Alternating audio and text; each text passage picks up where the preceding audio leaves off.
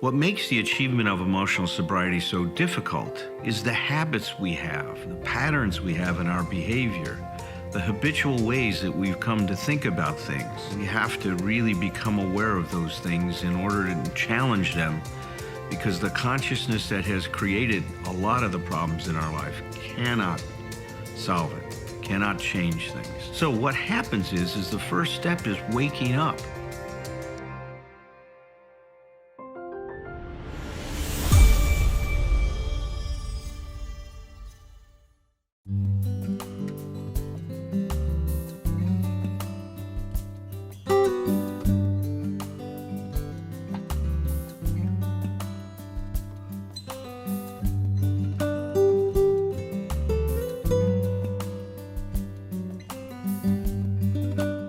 We've just come from a discussion of 6 and 7. That was the real, pivotal point in terms of the achievement of emotional sobriety, because now we're aiming at developing the best possible attitude that we can have towards ourselves, towards our relationship with others, and towards life itself. And so now we're, as usually happens, there's a charge that builds up in like step 7, and now we're told to do something, right? To discharge that charge, that motivation, that energy that develops. And we're asked in step 8, which is the step we've been on, to make a list of all persons we had harmed, became willing to make amends to them all. And so this is a step towards developing that best possible attitude. And I want to speak to what Bill says about this, because up to this point, we've looked at the harm we've done to ourselves, especially, and this is one of the things that people rarely list when they talk about the harm they've done to themselves, is the self-hating process that exists inside of us, and how we, in many cases, unintentionally feed that beast, right? And so we've looked at that for the last 6 weeks in a very, very, I hope, in a very in-depth way, in a way that's been revealing and been challenging for us, right? This is not easy, this work. This is, as Scott Peck called it, the road less traveled. No one likes to take a look at these things, and yet we do that because we know that this is the path to freedom, that we've got to walk through these hell gates of suffering to get there. There's no way around that. Now we're going to, instead of focusing on the harm we've done to ourselves, we're now going to open up this whole discussion in terms of the harm we've done to others. And I want to start that discussion by reading to you this paragraph from the 12 and 12. It's on page 80. It's the first paragraph on that page. And this is what Bill Wilson said. He goes, "While the purpose of making restitution to others is paramount, it is equally necessary that we extricate from an examination of our personal relations every bit of information about ourselves and our fundamental difficulties that we can."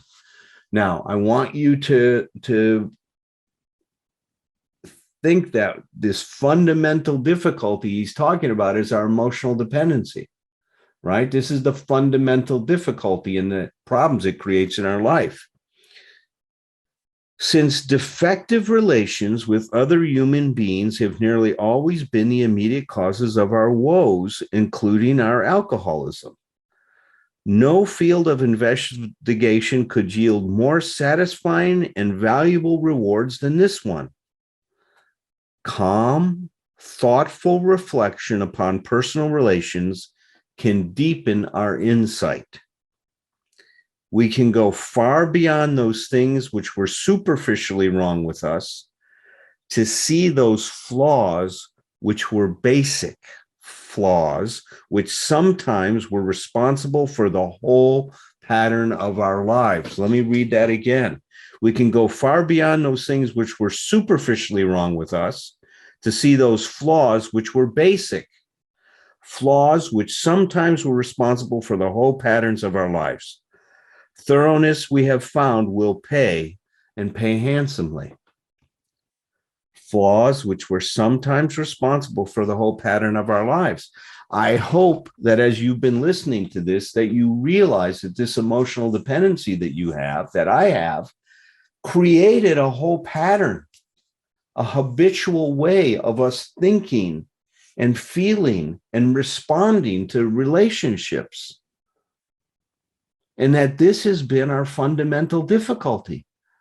Because with that emotional dependency, we cannot have a healthy relationship. We make slaves of ourselves to what's going on with other people. And this is a real issue. So one other thing that I wanted to say is that if you heard me talking earlier, I went to a talk the other day at this National Jewish Retreat that I was asked to speak at. And Dr. Rabbi Seish Taub was talking about thirsting for God. And he was referring to a letter like in 1971, the Bill Wilson wrote to Young and said, hey, by the way, I just want to let you know that you've had a lot to do with this program that I've created, right? That you're part of the history of this whole thing. And I want to recognize and acknowledge your contribution through Roland Hazard. And he wrote, said a few other things. Doing Young wrote back to Bill, and he was saying, well, I'm glad to get an update about Roland. I often wondered what happened with him and stuff like that. He says, but there's a few things that I didn't say to Roland that I feel like I can communicate with you, because it just wouldn't be, part of the accepted in the world that I'm working or, kind of operating in now in psychology. He says that Roland's craving, he called it, was a low level of the spiritual thirst for our being for wholeness. Now, I want you to take that on in a minute, because I told you that the therapeutic effect of the steps is moving us from a state of undifferentiation to differentiation. Another way to say it is moving from a state of being emotionally dependent to now becoming whole, where we can stand on our own 2 feet and not depend on other people. And Jung was recognizing that this force, we're going to call it self-actualization. In psychology, that's what we call it. We can call it spirituality, moving towards holiness. This is so powerful in our life, and it's moving us always in that direction, even though sometimes we're not able to create what I would call the wholeness based on honoring our integrity. See, we've talked about how when we make adaptations based on what's available to us at the time, we're trying to ensure our existence. That's our self-actualization. We're trying to make the best of a bad situation. So we come up with what we called character defects, which we've rejected the idea that they're character defects. They're just adaptations to dealing with the situation as best as we can at the time that we develop them. And of course, they are going to be compromised, because any adaptation that doesn't honor our integrity is going to result in a compromise. And those compromises are going to result in a unhealthy relationship with ourselves. I think there's no other way to say it. And we've talked about that, how we develop this idealized self. And if we don't live up to this idealized self, we hate ourselves. We then become the despised self, and we unleash all of this hate on ourselves, and we reject ourselves. Now we want to look at how that process now shows up and damages our relationships with other people. So we're not going to be talking about the usual suspects when we talk about harming others, that people will say, well, talk about who you lied to, talk about who you cheated on, who you abandoned, who you neglected, or looked at your financial wrongs that you've done. These are the usual suspects, which everybody sits down and does when they're doing their 8th step. And then we go back to make restitution, make our amends. But I want to explore what I would consider the unusual suspects of harming others. things that I imagine did not show up on your list. So I'm going to encourage each and every one of you to reconsider some of the amends that you need to make. Did you put on your list in harming others on how you harm them by the projection of your self-hate onto them? You see, if I hate myself and I demand, let's say, perfection in myself, then one of the things I'm going to do is project that onto you and demand that you function the way that I think you should function. And if you don't, then I'm going to unleash on you the same judgment, the same hate, the shaming, the same things I do to myself. I'm going to treat you in the same way I treat myself. Did you make amends for putting claims and demands and making people responsible for your happiness, for your individuation? Is it really demanding them to make you feel whole? Did you think about making amends for blaming them for your feelings, for, quote, hurting you? Because as we become differentiated, we realize no one hurts us. We hurt ourselves. If I'm hurt, I'm hurt. I'm hurting myself. You're not hurting me. If you say something to me that hurts me and I say you're hurting me, that's not true. I'm blaming you for what I'm doing to myself. Did you make amends for blaming people for what you do to yourself and try to hold them responsible and then demand that they talk to you a certain way so you don't have to deal with how you're hurting yourself? Why? I know I've done that. Did you make amends for taking things personally? Did you tell those people in your life that you've took things personally for how wrong that was and how you're taking things personally was making everything about you and left no room for them in the relationship?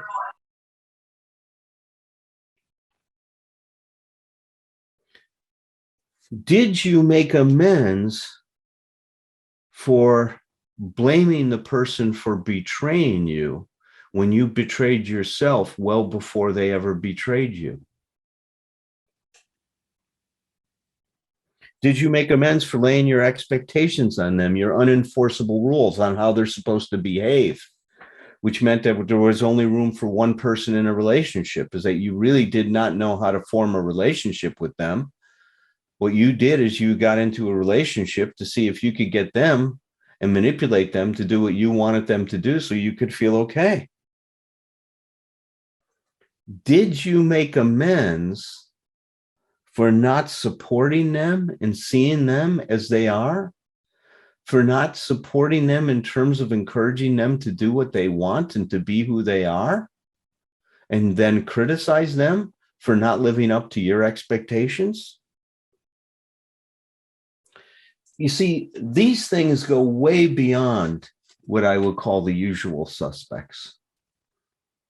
These things are an outgrowth of our emotional dependency and how our dependency then creates these demands and these claims that we have on others that then turn into expectations, that then become unenforceable rules, that then become shoulds and supposed tos.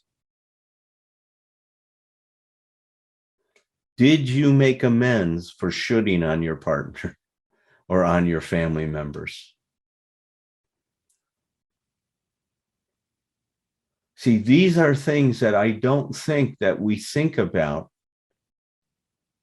because these are the unusual suspects that nobody really takes a look at. Because you can only look at these things if you start to understand the effects of your emotional dependency on yourself, on your relationship with yourself, and now on your relationship with others. So now we're going to begin looking at unusual suspects in the next several weeks. and starting to explore things that are typically not explored in making a list of people we had harmed. So with that, I will now invite my colleagues, Roger and Tom, to join me, and let's see what they have to say about this can of worms I just opened up. You're an unusual. I made a sign when you were telling all the amends we should have made. I made this sign. To make more amends back at which noon though, you know. Yeah, I think you're being a bit ambitious if you think you can get it. No, it's like Potash says there. I'm not saying what day. I just said noon. That's right. You didn't say the day. I knew. No, that's right. Keep you're on a roll, Tom. Keep on going if you want to, man. Go ahead. Well, if I want to. That's like my wife does that. My wife says stuff. I say, do you want me to carry those bags of grain into the barn? And she says, if you want to. I'm going like, of course I don't want to. Nobody wants to do that. It's a trick. So, you know, and then I say, of course I do, honey. And then I go do it. Yeah. Yeah, of course. Well, here's the thing. The two things. One is last time I talked about the characters in our heads, that we had to get characters to support our character. And one of the things, and I'd be interested in Alan, if this is something that you and Roger too, if you find this with your own speaking and writing, I've discovered over the years that if I say something that's relatively, smart and decent and clever, and then I listen to other people talk about it for a little while, very often people will misquote me in a better way than I said it the first time. I used to feel guilty about that, but then I just consider that part of the editing process. So, and it might have actually been you at the podcast, Alan. So I may be giving you credit here too. But one of the things that I did not say specifically was that depending on what kind of person we are and what kind of program we have, that we audition other people for the roles. But it's like, whoever said that, thank you, because was that you, Alan? Okay, then credit where credit is due. It's only fair because at your book introduction, I outed you for a sentence that you didn't write, that Vince had written. I said, that's a beautiful sentence, Alan. Now tell me if you didn't write it. And you go, I didn't write it. So you did help me with this one. But hey, we need a little help from our friends, right? Absolutely. And the thing I want to say about this, I've been talking along the way about how I'm getting, my experience is getting this stuff from different angles as you're going through your presentation on these steps. I'm moving my cat. It's like, and just one brief one here today, and it's an association that I had not had with certainly with step 8. I mean, it's like that's one of the things that's happened with this whole process for me is these steps have all become so much more full and with depth, and it's almost like how this is all I know about holograms, but a hologram, every little piece of it holds the whole thing, right? Am I correct about that? Anybody who knows about holograms? It's like every step in basically contains everything there is in the 12 steps. It's like it's there. And one of the things I'd never thought about is how self-reflection, the essential self-reflection, is part of what we, again, it doesn't start at step 8, but it certainly gets really honed with the way we've been looking at it. And because in order to do this, in order to prepare to make amends, to include the I love what you call it, the unusual suspects, you really have to have keen self-perception and self-reflection. And so I'll just tell a quick story. I saw a client today, a young man that had been off to a wilderness kind of program for the last couple, 3 months. He described it. I said, tell me what it was. And he described it as, well, it was sitting in the woods and having therapy twice a week. I said, is that what the brochure said? It's more to it, but he was kind of complaining a little bit about it. But then as he was talking, he began to talk about, and I could tell he was different than I'd seen him the last time. And he said, you know, and he was telling me some pretty smart stuff. And he said, but I do have some gripes, but very unusual for him. He or not like his past self. He interrupted his gripes and didn't go into them. He just no, but you know, at one point I kind of gave him a little nudge into some of the gripes, because I'm just curious about what, if somebody wants to complain, I'm a good gossip. I like to hear what the complaints are. But so he said, well, he was talking about a therapist, and he said something about, like, just, you know, could be really irritating.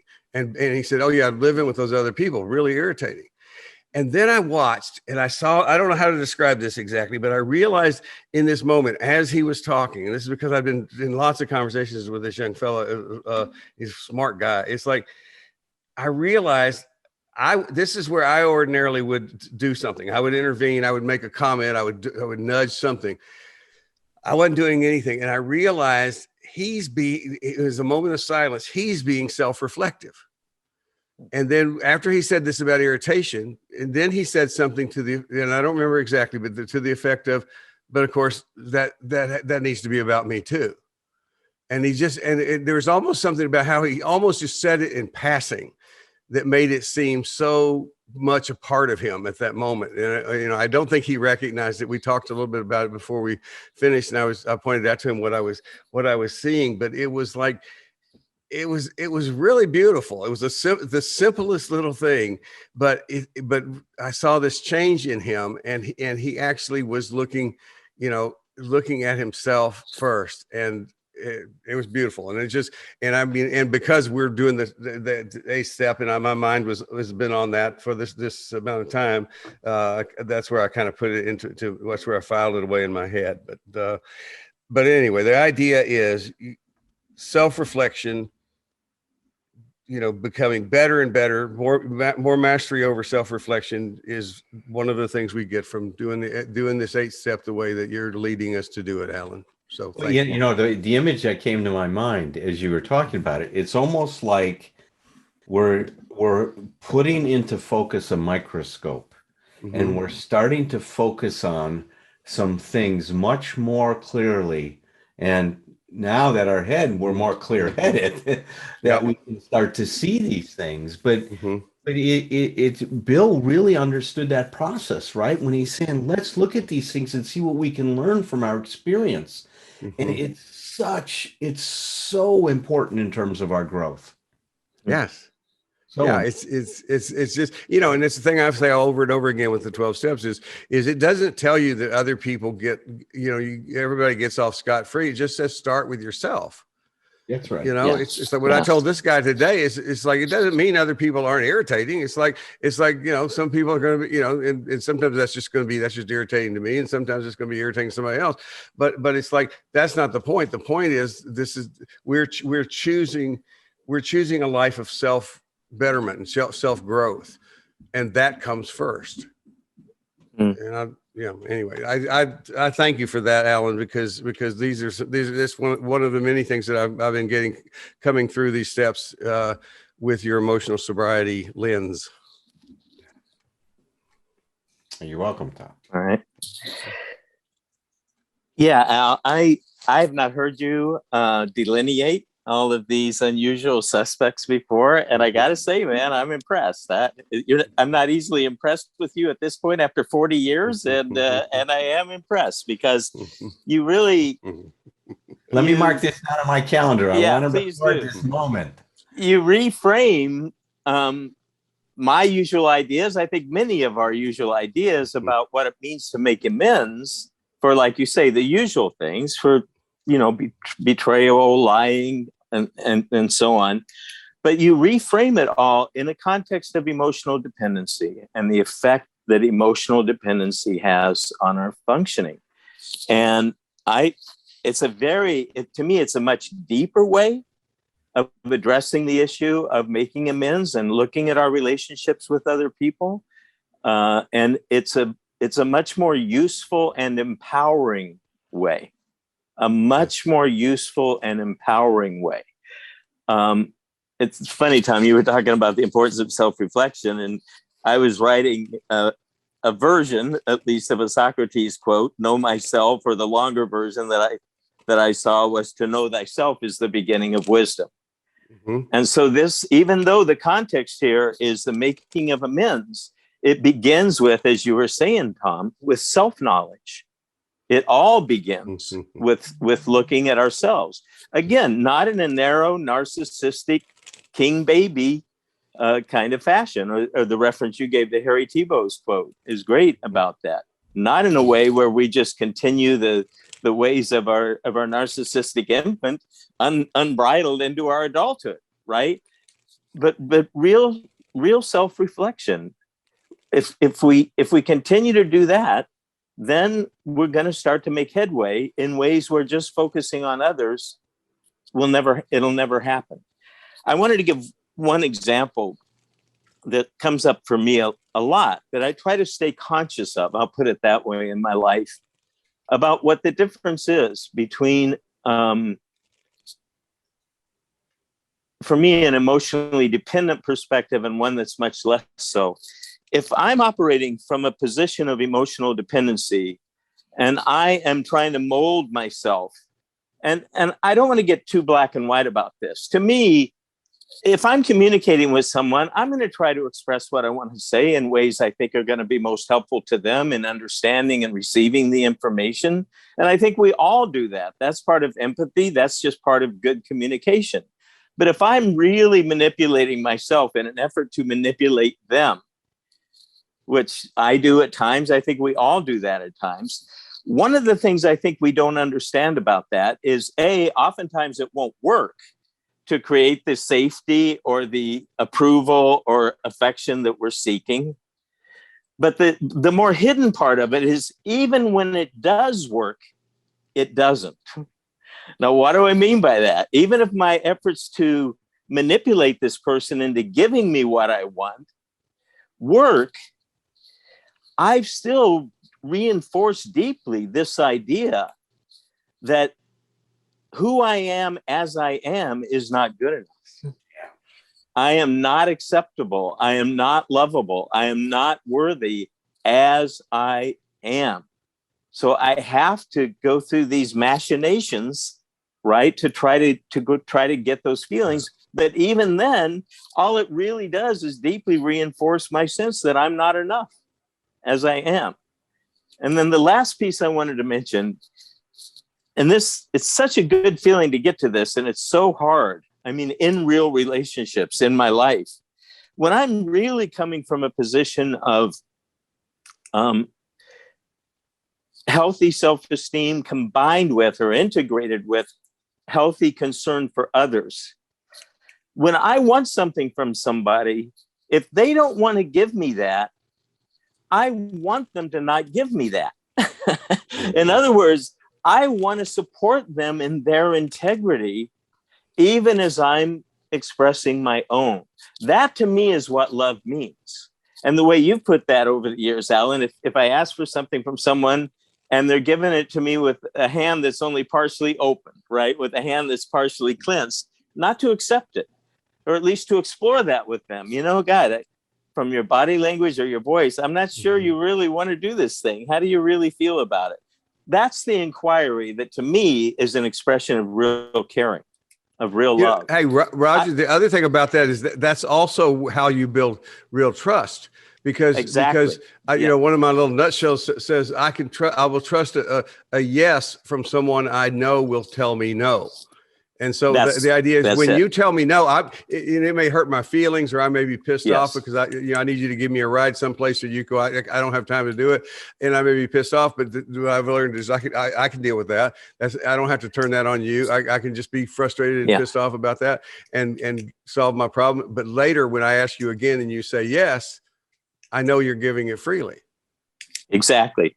Yeah. So that idea has been so helpful to me in my life, of trying to keep that idea in mind of, I want to support you and your integrity every bit as much as I want to support my own. It has acted as such a good protection against my emotionally dependent and manipulative tendencies, which I certainly have as many of as the next person. All right. But it's acted, if I keep that principle in mind, it cleans up so much of my impulses to be manipulative some of the time, because I don't want to do that to you. Right. If I care about you, I don't want to do that to you. And more importantly and deeply, I don't want to do that to myself. I don't want all the negative residue of walking away from that interaction, knowing that's where I came from. So thank you guys. Appreciate it. Well, thank you guys. It's a great discussion again, Roger. I just loved how you tied that in. Fantastic. I hear a lot of people criticize the 12 steps, that they're old-fashioned. I can understand that criticism. They were written back in 1935. Some people that are agnostic have difficulty with the word God used in the steps. For me, I look at the process that's involved. The forces that the 12 steps generate are so powerful that I think they're ageless. There's this interesting phenomena that happens when you work the steps. They create a charge and then a discharge. You know, the first step, we're powerless. Our life has become unmanageable. It creates this charge. You know, we're in big trouble and we don't know what to do. And then step 2 comes along and it says we have hope. That charge, that existential crisis that we have is resolved. What's happening here is parallel to life. We charge ourselves when we breathe in. When we exhale, we discharge. That's the rhythm of life. And the way I love to think about the 12 steps, it's helping us get connected to the rhythm of life so we can learn how to show up in a good way.